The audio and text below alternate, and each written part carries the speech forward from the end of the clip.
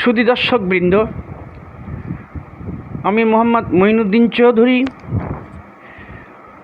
আপনাদেরকে আজকে টপিকে স্বাগত জানাচ্ছি।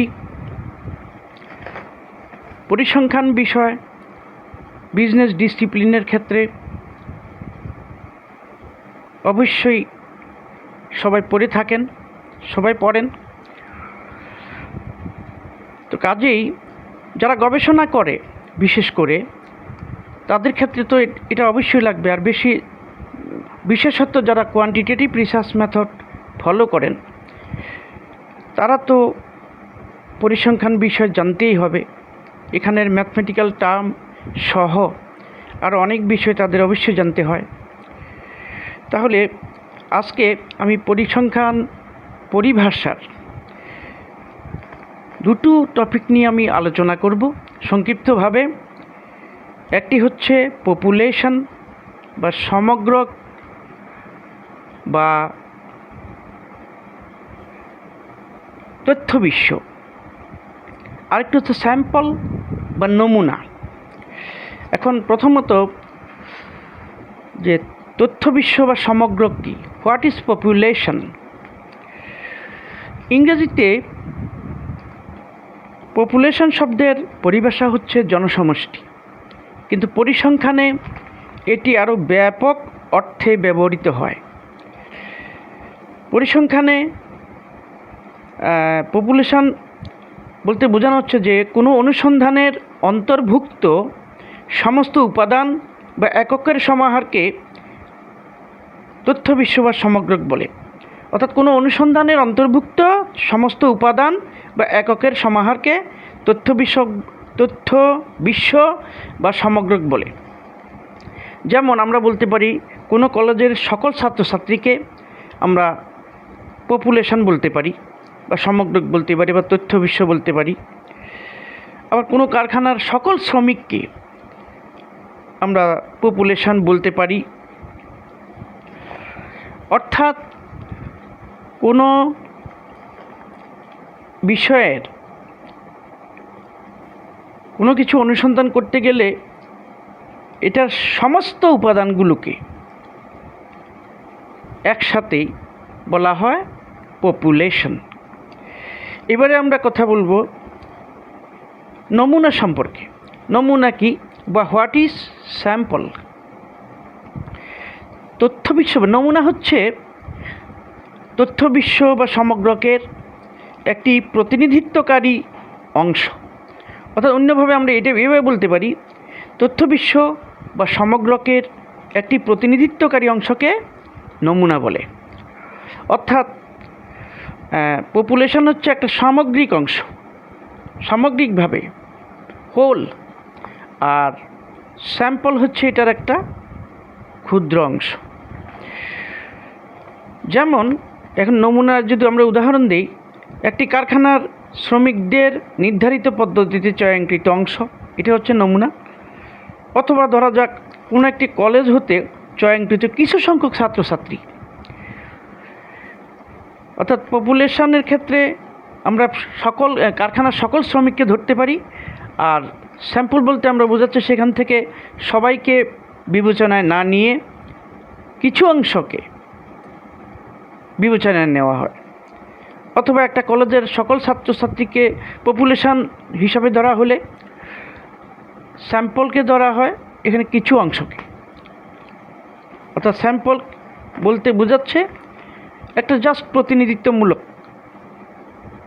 একটা ক্ষুদ্র অংশ হতে এটা বেছে নেওয়া হয়।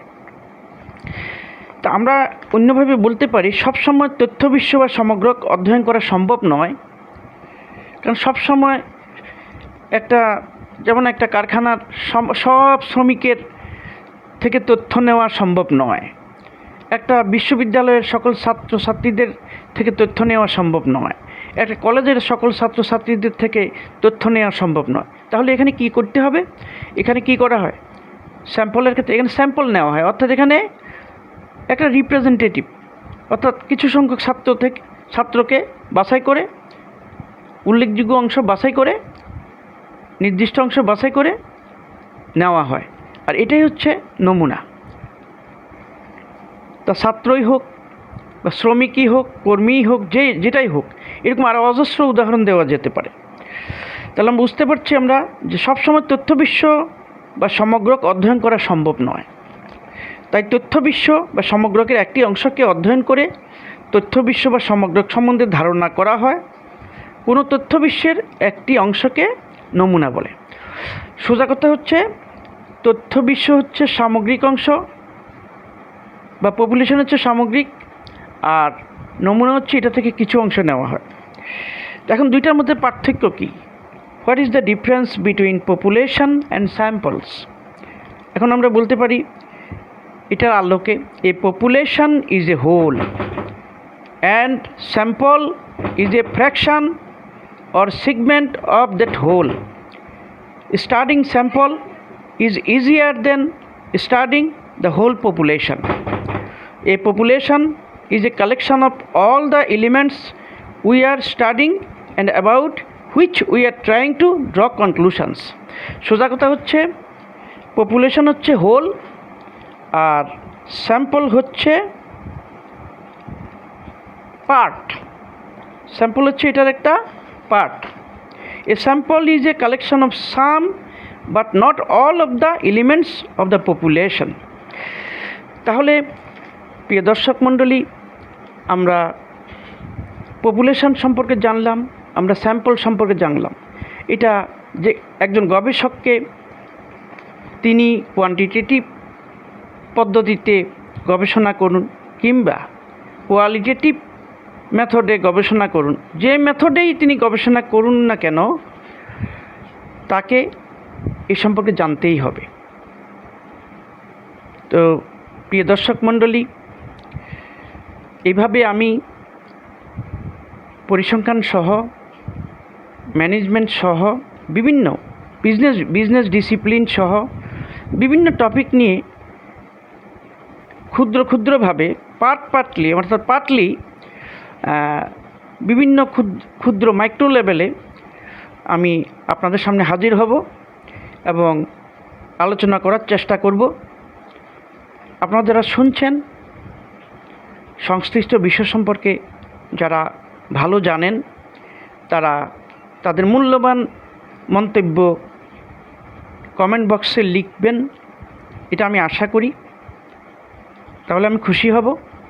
এখানে আমরা অনেক তথ্য জানতে পারবো। এই সম্পর্কে যারা বিশেষজ্ঞ রয়েছেন তারা যদি মতামত দেন, আমরা আরও অনেক কিছু আমরা শিখতে পারবো, দর্শক মণ্ডলীও উপকৃত হবেন।